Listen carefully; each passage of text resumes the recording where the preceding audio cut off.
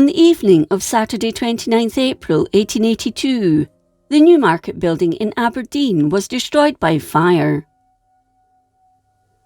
The fire had originated in a large stall in the upper west end of the market shortly before 8 o'clock that belonged to basket maker Robert Ogg, whose baskets were stacked from floor to ceiling.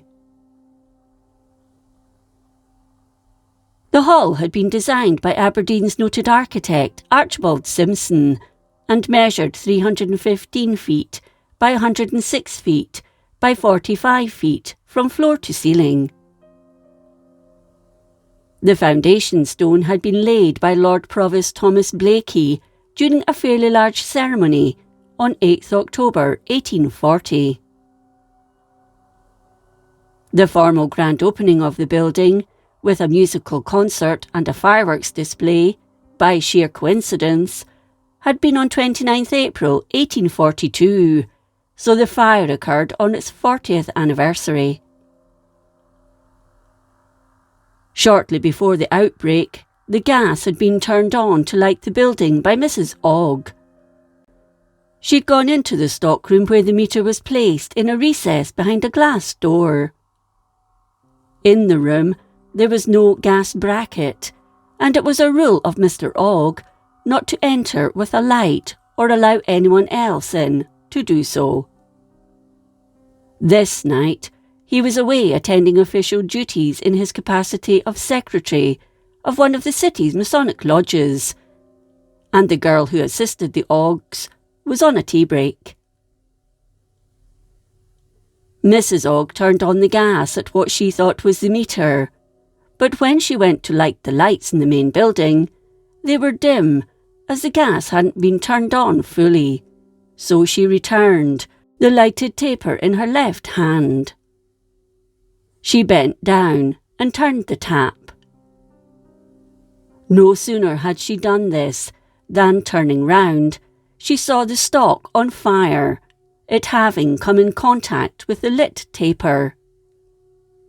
She made an attempt to put out the flames, but no sooner had she put one fire out than another started. The baskets of the Oggs were ideal fodder for the fire. She ran out, screaming for help, but it was too late. Inside were hundreds of people who managed to escape. Gas pipes melted and helped the fire spread. It ran along the gallery, destroying toys, clothing, hardware, books and other goods on sale in the various stalls, and the pitch pine roof, which acted as dry tinder, caught fire quickly. Around 20 minutes after the fire had taken hold, the roof next to the green collapsed, and within the hour, the whole building was in flames from one end to the other, only the stone walls remaining intact.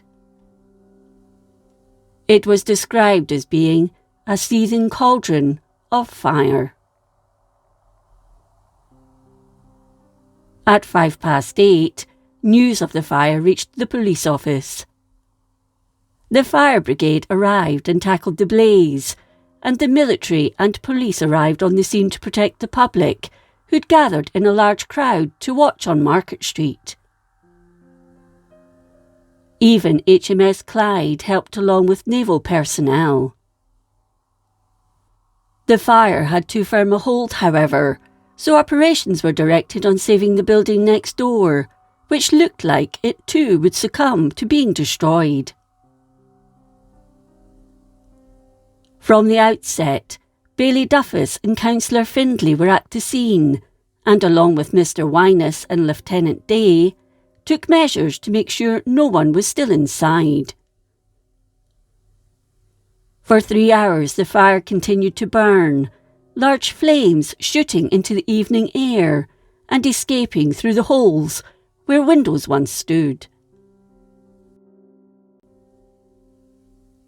Eventually it burned itself out, but the fire brigade continued to pour water onto the smouldering debris the next day. The basement floor, or fish market, was fireproof and managed to escape the devastation, although was damaged by the water. 3 men had a remarkable escape. Fruitier stallholder Mr. Ferrier, after the alarm had been raised, attempted to return to his stall to try and save some of his fruit.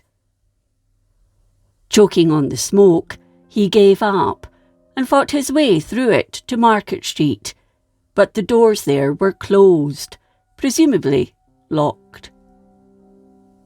Luckily, he knew the building well and made his way to a window near the underground coffee rooms in the market, broke the glass and jumped 10 feet onto Haddon Street. The hall keeper, Mr. Gill, escaped in a similar fashion at the same window, while Mr. Suter, a butcher, escaped by a ladder placed by a window. An elderly man who was a street porter and had been helping one of the stallholders was killed in the blaze, having been overcome by smoke. He was Andrew Crichton, who'd been assisting John Robertson, a watchmaker in the gallery, and his charred remains were found lying in a passageway of the South Gallery. He was identified by John Imrie, a warehouseman, by his remaining clothing. His body was taken to the morgue at Cunningar Hill. Around the market hall floor were 34 butchers' stalls, while in the centre were the market gardeners and fruit sellers. The gallery housed 30 smaller vendors, half of whom were women.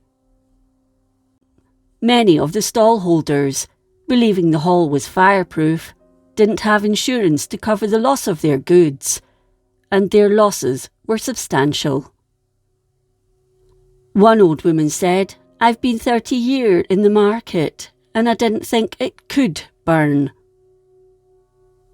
John Mackey, a basket maker, lost £300 worth of goods, along with £20 in cash.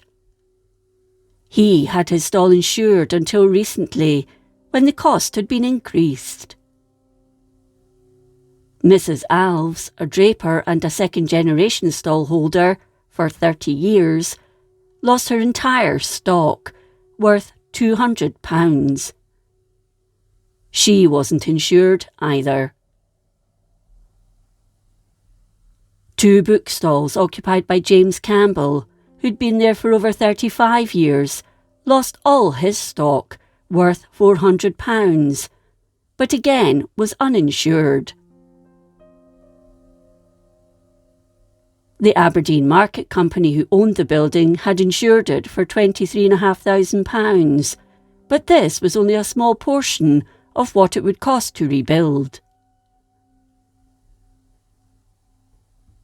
George Walker, the chairman of the company, expressed his and the directors' deepest sorrow and regret at the loss of Crichton, and sent their sincere sympathy and commiseration to those who'd suffered the loss of their property.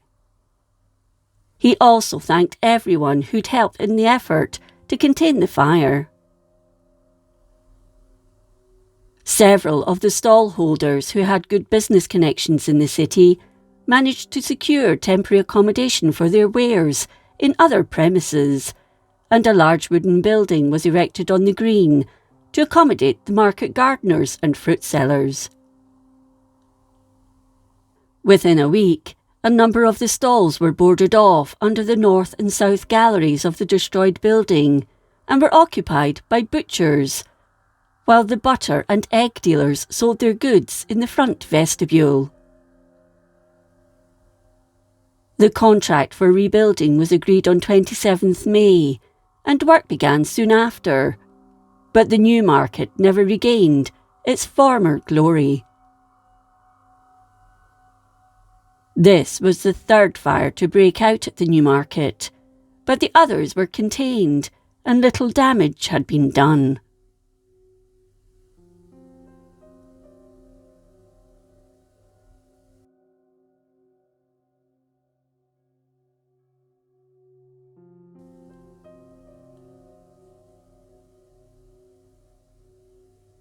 If you enjoyed this episode of Scotland's History, please like, comment and subscribe. Until next time, thank you for watching.